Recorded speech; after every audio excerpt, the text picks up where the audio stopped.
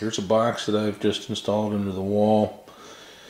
This is going to be for bringing the main power in and then reconnecting to that power line going out to the other outlets and the outside light, along with a feed wire back up to where I'm going to put the switch boxes. I've already got a line run up through, and it comes down over here where the power line came back into the room. So as you can see, what I've got there is the white one's the main power line. Another yellow one, that's going to be the feed line that I just showed you in the other wall. The black line that comes down is actually for the outside light switch for the back of the house, which I'm going to tie into that line. But I'm getting ready now to install another box, and I've got it set up so that main power will come in there, go out there, the line for the switch will come in, and then there will be another line coming in here that actually goes to the light that we're going to put in. Now, what I've done to prep this is, let's see, I don't know if we're going to get enough light to focus in on here, but maybe I can zoom out or zoom in. Okay, I put the box up there and made a couple marks, and I went ahead and screwed in some screws so that I can pre-mount this quicker and easily. So maybe I'll get a shot of actually putting that in and what we're doing. Now in this particular case, this box is, I have the strain reliefs put in here because this is going to be secured and there's going to be a main power line coming through it, so I want to make sure that they're held securely. As you can see, I've got them pretty much 90 degrees. The way I found, let's see if I can just back this up a little bit and position myself so I can see what I'm doing here for the camera, is, and I'll take this one apart, that you knock the knockouts out like that. Then this is the threaded nut that goes on, and it's got some compression tang sticking along the face, so it kind of gives it a grip. Now, if you put these in and try and thread them from the inside, they're a pain in the butt. They're not very thick. So what I usually do is I hold the nut on the inside so that it's right in there, and then I'll use this, or take the strain relief mount and then use it to hold the thread or the nut still so I can get that threaded in a little easier. It makes it quicker. Sometimes you can cross thread them if you're not careful. Now the other thing I do to get these tight, now they have tangs on them so you can kind of hit them with a screwdriver to knock them down to tighten them up, but if you're working on something that's already installed, that's probably the best way to do it. But since I'm preparing this, what I like to do is position these so that they're right around 90. Make sure that the nut on the inside is turned as far as it'll go, tight, finger tight. So now I got some tension, so it's kind of starting to get tight there. Then I open up a pair of pliers and real carefully, and I've screwed these down the whole way, real carefully just kind of set it in there, make sure you have good contact. You don't really want to squeeze on it, but then you can just turn it so that it tightens it, and try and get it, since this is going to be flush mount against the joist up there. Let's see if I can get that held in there good.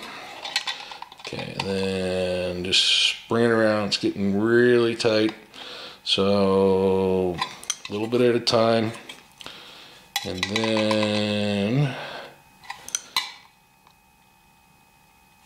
just a tad more. There we go.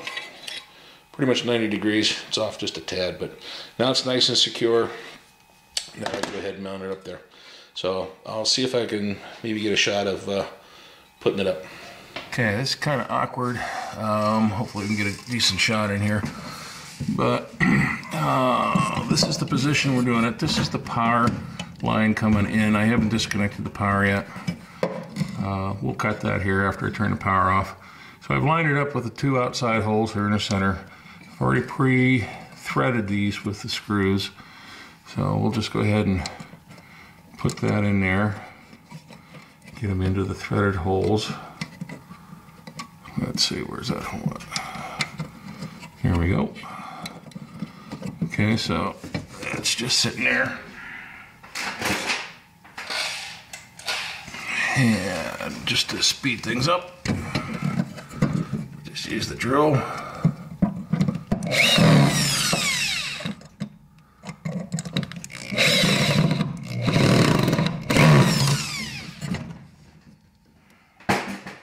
Sounds like I need a new tip put on there. They wear out so fast when you drive a lot of screws. Go in here manually and just tighten up the rest of the way.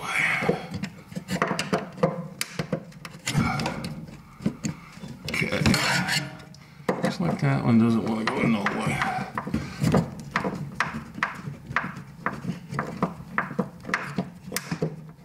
A little snap, that's good. Okay, and then of course from here we just loosen these up.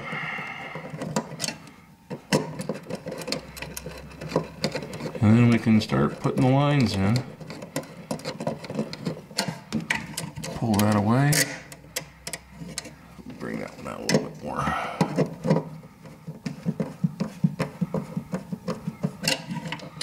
All right.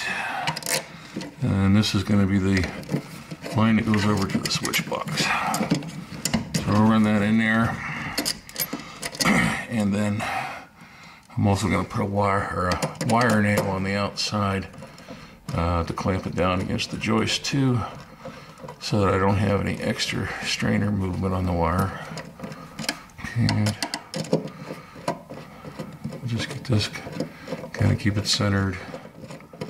Screw this down.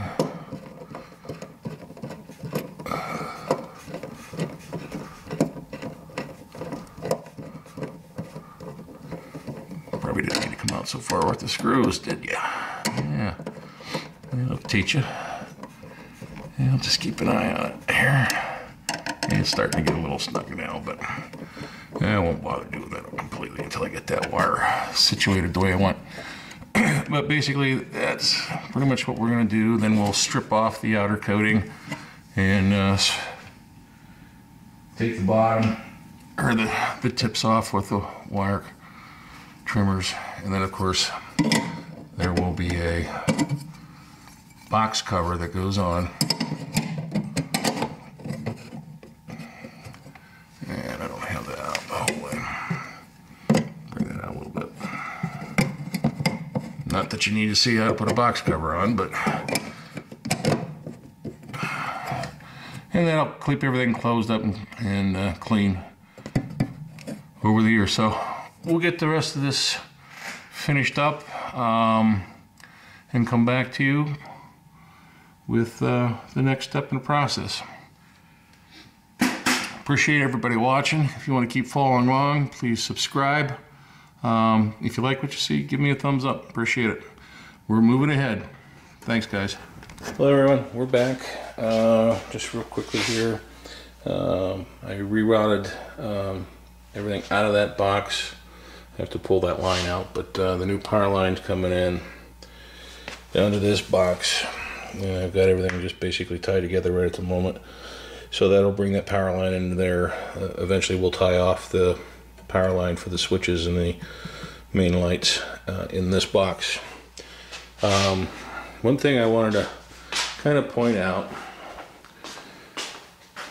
it shows you how things change over time. Let's see if we can get up here and get a look at it. But here, of course, is the power line coming in. And of course, I don't have any power on it. Hooked into the new line that's going to go over, that goes over to the wall outlet. But interesting, I don't know how old this particular wire is, but this Romex This is 12.2 and this is 12.2. This I just purchased, and interesting, the cover sheathing that's on the old stuff is really thick. Really, you know, it's the new stuff is really thin, and if you even bang on it a little bit, you rip it open. The other thing too is this, even though both of these wires are 12 gauge, the insulation around this wire is much thicker than this new stuff. And then the older stuff, interesting was this, the ground wire is a lot thinner, and this is 12 gauge wire here for the ground for the new stuff. But interesting, the sheathing and the wire casing itself is much heavier on the older stuff. This new stuff, yeah, I'm having to be very careful with what I do with it, because it's real easy to rip things open on both the sheathing and the wires themselves and get things exposed. So just thought I'd point that out, how things change over time. I mean, to me, the most expensive thing in that wire today is the copper. So to really save cost, they must be really cutting down on the amount of thickness that they put on. So just thought that was a little bit interesting. Thanks for watching.